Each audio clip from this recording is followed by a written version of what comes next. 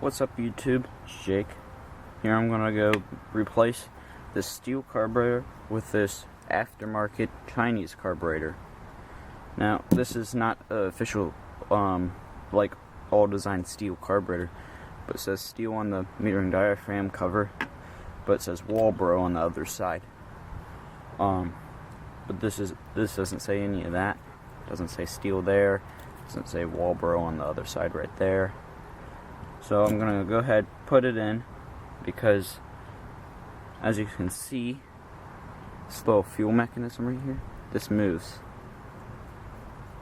On this mechanism right here, it does not move.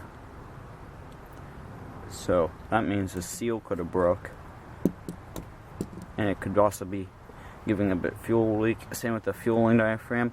I didn't just want to go into this carburetor. There could be some cracked piece on it or something with the body of it. So for like 10 bucks, Chinese one, pretty much worth it.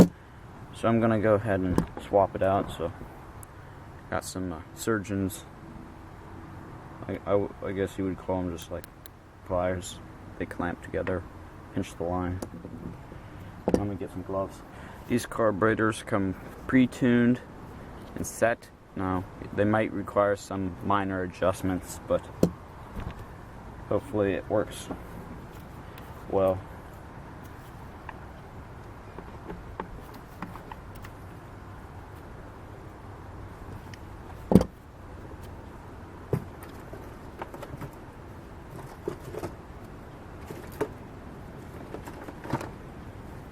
This line's a bit long anyway. And now let's cut this cable. I was using this for testing and stuff. So now the old carb is off.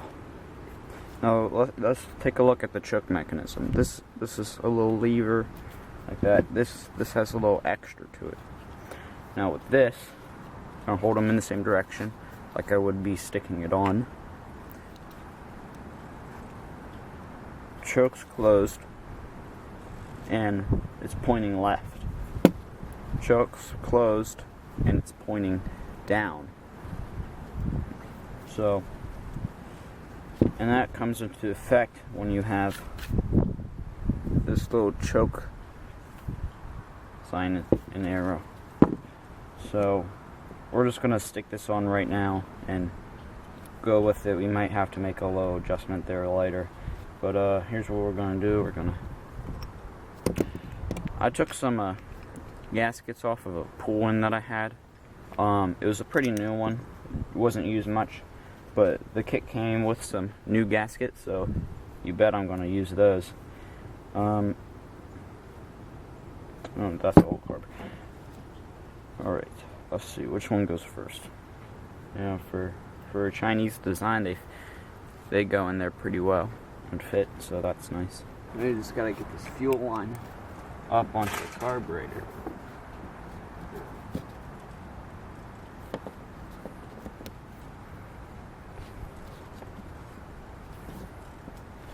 Okay, don't get your thumb stuck in these. Okay, so it turns out I had the choke backwards, so right now it's no choke. I'm going to turn it to choke and it's going to cut out. And there. I just turned it to choke. I didn't know. Now I'll get it started soon. The carburetor is a bit out of tune, and which I'm going to tune that up just a little bit, and it's going to run nice. But I really like this Chinese carb. There, I just figured out what's choked and what's not choked. But yeah, it's gonna I'm gonna let it warm up, and then it's gonna be a little rich when it gets revved.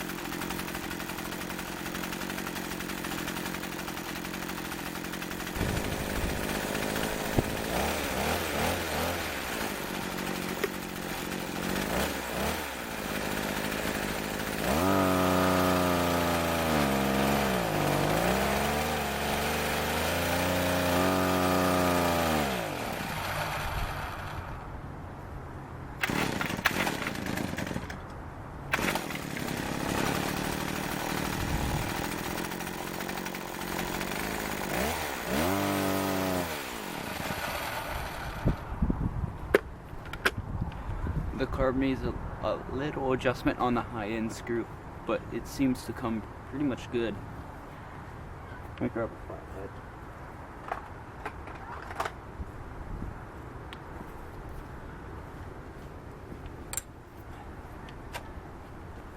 In the beginning, when I was running it, at first I got choke and no choke mixed up, since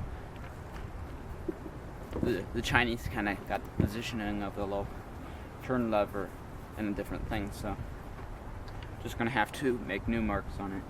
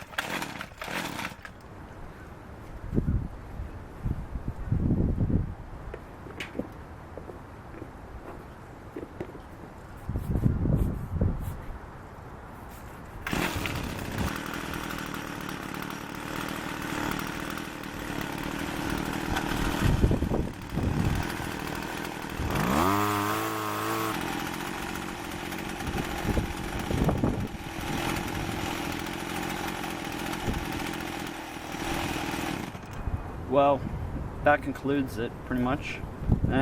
This carburetor right here had some issues. Let me see if I can take that little plastic piece off real quick.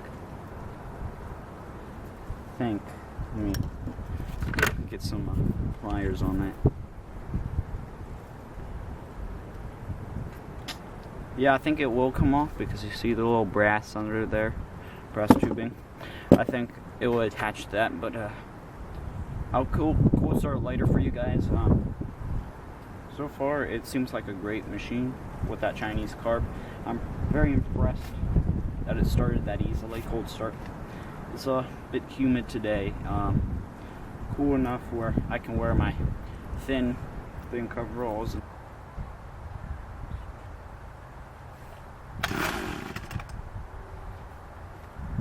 One pull choked.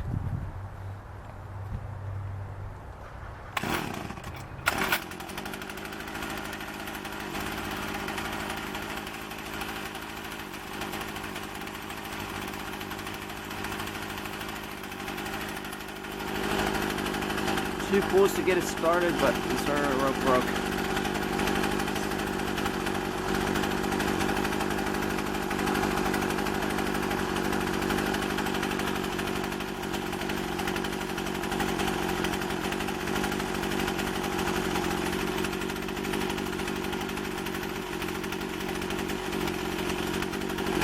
That's what it used to look like. That's what it looks like now.